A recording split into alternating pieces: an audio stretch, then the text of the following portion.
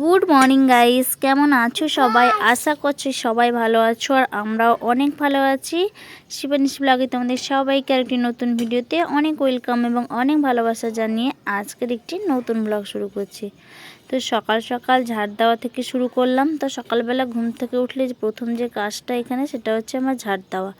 তো এটা অনেক সকালেও বলবো না, অনেকটাই বেলা হয়েছে। আর শীতের দিনে একটু বেলা করেই উঠা হচ্ছে। আর শীত বলো গরম বলে এমনিতেই বেলা হয়, কিন্তু শীতের দিনে কিন্তু অত্যধিক বেলা হয়ে যাচ্ছে। তো যাই হোক, সকালে উঠেই আগে ঝাড়টা দিয়ে আর রিককে ওই পাশে আমি ব্রাশ করতে দিয়ে এসেছি যে তুমি ব্রাশটা করো, আমাদের পেছন সাইডে এখানে রোদ লাগে। আর সকালবেলা শীতের দিনে বলতে পারো যে ঠান্ডা, মানে এমন শীতের দিনে তো সকালবেলা ঠান্ডা তো এমনিই লাগে, আর শীতের দিনে যদি একটু সকাল সকাল উঠেই যদি একটু রোদ গায়ে লাগে তাহলেই হয়েছে। তো যাই হোক, রিককে ওখানে রোদে দাঁড় করে দিয়েছি ব্রাশ দিয়ে যে তুমি ব্রাশ করো, আমি ব্রাশটা নিয়ে আসছি, এটাই বলেই ওকে আমি ওখানে দাঁড় করে দিয়ে এসেছি। এর মাঝেই কিন্তু আমি ঝাড়টা দিয়ে দিচ্ছি। মানে ওকে রেখে যদি যে কোনো কাজ করাটা খুবই টাফের ব্যাপার হবে। তো যাই হোক, এখানে আমি ঝাড় দিচ্ছিলাম আর ক্যামেরার মধ্যে এতটা বোঝা যাচ্ছে, দেখো কিভাবে নোংরা উঠছে। মানে এখন বুঝতে পারছি যে যখন আমি ভিডিওটা এডিট করছি। তো যাই হোক, এখন আমি ঘর দুয়ার ঝাড় দিয়ে তারপরে আমাদের যেটা ডিউটি থাকে প্রত্যেক দিনের সকালবেলার ডিউটি, সেটা হচ্ছে ঝাড় দিব আর রিককে অল্প কিছু একটু খাইয়ে তারপরে আমরা কিন্তু চলে যাব স্কুলে। তারপরে দুধ আনা। সকালবেলা সব কাজবাজ কমপ্লিট করে চলে গেছিলাম স্কুলে, মানে রিকের স্কুলে, অঙ্গনবাড়িতে। ওখান থেকে এসে দুধ নিয়ে এসে চলে গেছিলাম বাড়িতে। তো বাড়ির থেকে স্নান টান করে রিক এখানে একটু খেলা করলো, রিককে ওখানে খাইয়ে দিলাম, খেলা করলো, আমি স্নান করলাম, স্নান টান শেষ করে আবার চলে এসেছি। তো এসেই রান্নাবান্না, যেহেতু সেখানে স্নানটা করে এলে আমার একটু কাজটা হালকা হয়। এখানে এত ঠান্ডা, আমার এখানকার জলে স্নান করতেই ভয় লাগে, যার জন্য বাড়ি যাই, বাড়ির থেকে স্নান করতে আমার সুবিধা হয়। তো যাই হোক, ওখানে স্নান টান করে চলে এসেছি। আর এসে এখানে সবজি কেটে দিয়ে গেছিলাম, মানে সকালবেলা উঠে সব কাজ বাজ কমপ্লিট করলে সবজিটা কেটে দিয়ে গেছিলাম, এলে যাতে রান্না করতে তাড়াতাড়ি হয়। তো ওর জন্য চলে এসেছি রান্না করতে। আর রান্না করতে বলতে কি রান্না করেছি সেটাই তোমাদের সাথে শেয়ার করব। তো টক করে গেলাম ছাদের উপরে, দেখলাম যে কুঁদলি গাছে কুঁদলি হয়েছে, তো কুঁদলিটাও নিয়ে এলাম তুলে। তারপরে শাক কেটে দিয়ে গেছিলাম, যে রান্না করবো বলে শাক কেটে দিয়ে গেছিলাম। আর আমি রান্না করছি মানে রিককেও তো রান্না করতেই হবে। আবার হ্যাঁ, প্রত্যেক দিন এখন তাড়াতাড়ি করে কাজ শেষ করে রিককে ঘুম পাড়ি, আবার রিককে নিয়ে এখন তো ডাক্তারের কাছে দৌড়াতে হয় সন্ধ্যাবেলা হলে। আর সন্ধ্যাবেলাটা কিন্তু বেশি ঠান্ডা, তো কিছু করার নেই, এখন তোমাকে যেতেই হবে। যার জন্য আমি বলেছি যে তাড়াতাড়ি করে রান্নাবান্না করে তাড়াতাড়ি খেলে রিক তাড়াতাড়ি ঘুমাবে, আবার তাড়াতাড়ি একটু উঠবে।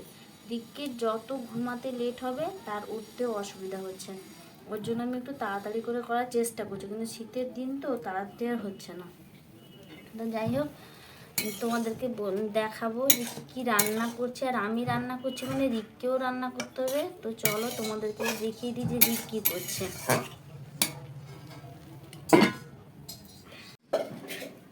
এই দেখো, এখানে রান্না করব, এই যে জিরে ঝোলটা সেদ্ধ করেছি, আর এখানে আছে কুঁদলি ভাজা করব। আর এই যে দেখো শাকটা সেদ্ধ হচ্ছে, শাক চচ্চড়ি করব, লোটে শাকের চচ্চড়ি করব, আর কুঁদলি ভাজা আর জিরে ঝোল নিরামিষ। তো চলো রিক কী করছে তোমাদেরকে দেখাই। এই দেখো, রিকও রান্না করছে, কিন্তু তার অবস্থাটা তোমাদেরকে একবার দেখাই। ভগবান, এই দেখো, আমি শাক রান্না করছিলাম, ও নিয়ে এসছে শাক, আলু, আর এই যে হলুদ নিল, লবণ নিয়েছে, এর যে কড়াই এখানে, খুন্তি এখানে, আর ওই যে হাঁড়ি, তার ভাত বসালো, এটাতে ভাত করছে। আর ওই মগটা নিয়ে বাটনা বাটছে, আমি বাটনা বেটেছি, ও বাটনা বেটেছে। কি করছো তুমি? ফিশ রান্না করছো? ফিশ তো হয় না, নিরামিষ তো এখন বাবা। কোত্থেকে ফিশ এসছে? লজ্জা পাচ্ছে। এগুলো আচ্ছা, এগুলো হচ্ছে তার ফিশ, বড় বড় ফিশ। হ্যাঁ, এটা সব আছে। তো চলো তুমি রান্না করতে থাকো। হ্যাঁ বাবা, হ্যাঁ, গুড নাইট।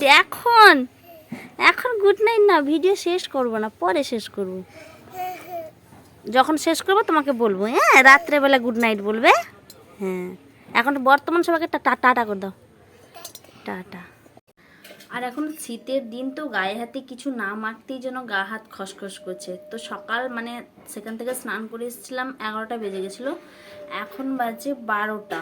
এখন বাজে 12টা, এইমাত্র গা হাতে একটু লোশন দিয়ে এলাম। এত মানে মানে গা বসাই যাচ্ছে না, মানে এত প্রবলেম হচ্ছে, তার জন্য গা হাতে এই মাত্র লোশন দিয়ে এলাম। ওখান থেকে স্নান করে আসছি, অসুবিধা হয়ে যাচ্ছে এটাই যে ওখানে সব কিছু আমার এখানে রয়েছে, ওখান থেকে স্নান করছি, এটাই প্রবলেম হচ্ছে। তো যাই হোক, চলো আমি এখন তাড়াতাড়ি করে রান্না বান্না করে নিই, তারপরে আবার আসছি। গাইস এখন বাজে বিকেল 4:30, আর রিককে দেখো, রিক উঠেই বসে গেছে। আজকে তার খেলার সাথী নাই বলে ও বাইরে আর যেতে পারছে না।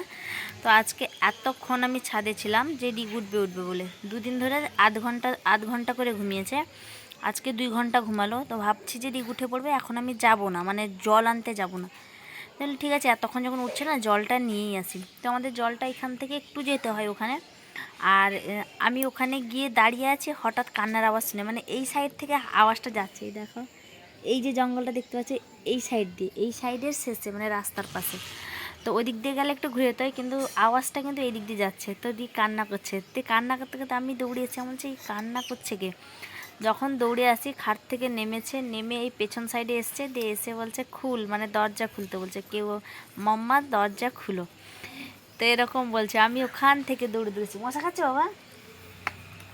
যখন বাড়িতে মানে এতক্ষণ থাকলাম, উঠলো না, যেই যেই বেরিয়ে গেছে সেই উঠে পড়েছে ঘুম থেকে। উফ বাবা, কি মশা হয়েছে। আজকে তার খেলার সাথী নেই বলে ও এখানে বোর হচ্ছে বসে বসে। চেয়ারটা নিয়ে এলো, মাম্মা দরজা খুলে দাও, এখানে মানে এই সাইডে বসবে, পেছন সাইডে বসবে। দিয়ে বসে বসে এখন অ্যাপেল খাচ্ছে। কি খাচ্ছ বাবা তুমি? অ্যাপেল। হ্যাঁ, তারপরে এই খেয়ে নিক, তারপরে একটা কিছু খাইয়ে দিয়ে আবার তো আমাদেরকে যেতেই হবে। সেটা কোথায় যাব বাবা? যেটা প্রতিদিন যাই, ফিজিওথেরাপি করতে যাব। 5:30 টাইম আছে, একটু আগে থেকেই যাব। আমার একটু কাজ আছে, ওখানে যাব, তারপরে ডাক্তার কাছে যাব না বাবা। তারপরে দেখো, সন্ধ্যাবেলা চলে এসেছি একটু কিছু টিফিনের ব্যবস্থা করতে। তো রাতের খাওয়া দাওয়া বলতে পারো। তো দেখো, এখানে ফুলকপি কেটে নিয়েছি, আর এখানে বেগুন কেটে নিয়েছি। ফুলকপির চপ করব, আর বেগুনেরও চপ, মানে বেগুনি আর ফুলকপির চপ দুটোই করব ভেবেছি। তারপরে কি করব না করব দেখা যাক। আর সন্ধ্যাবেলা দিদিরা এসছে, তো ওর জন্য ভাবলাম যে আর একা একা তো করে খেতে ভালোই লাগে না, তো ভাবলাম যে দিদিরা এসে সবাই মিলে একটু খাবো। তো ওর জন্য দেখো, আমি এগুলো সব রেডি করে নিয়েছি, মানে এগুলোই হবে, এগুলো খাওয়া দাওয়া হবে বর্তমানে। তারপরে দেখি রাতের বেলা কি খাওয়া দাওয়া হয়। আর তেলে ভাজা খাওয়ার পর কিন্তু একদমই আর মানে কিছু খেতে ইচ্ছা করে না। তেলে ভাজা পেটে পড়লে মানে তারপর যদি আধা ঘন্টা পর জল পড়ে যায় তাহলেই হয়েছে, রাত্রে আর খিদে বলে কিছু থাকে না। তো যাই হোক, আর আমি অনেক দিন পর এরকম ফুলকপির চপ মানে খাবো। আর মাঝে একটু পাঁপড়টা ভাজা হলো, তার কারণ হচ্ছে বাবা আমার পাঁপড় খেতে খুব ভালোবাসে, যার জন্য পাঁপড়টা ছিল, পাঁপড় ভাজা হলো। আর এখানে বেসন একটু বেশি হয়েছিল, যার জন্য একটা আলু কেটেও আলুর চপও করে আনলাম। আলুর চপ, বেগুনি আর ফুলকপির চপ এটুকুই করা হয়েছে। তো পাঁপড়ও করা হয়েছে সঙ্গে। তো এটুকুই এখন খাওয়া দাওয়া হবে। তো রাতের খাওয়া দাওয়া এটা বলতে পারো। যাই হোক, চলো আজকের ভিডিওটা এই পর্যন্ত। যদি ভালো লাগে অবশ্যই কিন্তু লাইক কমেন্ট করতে ভুলো না।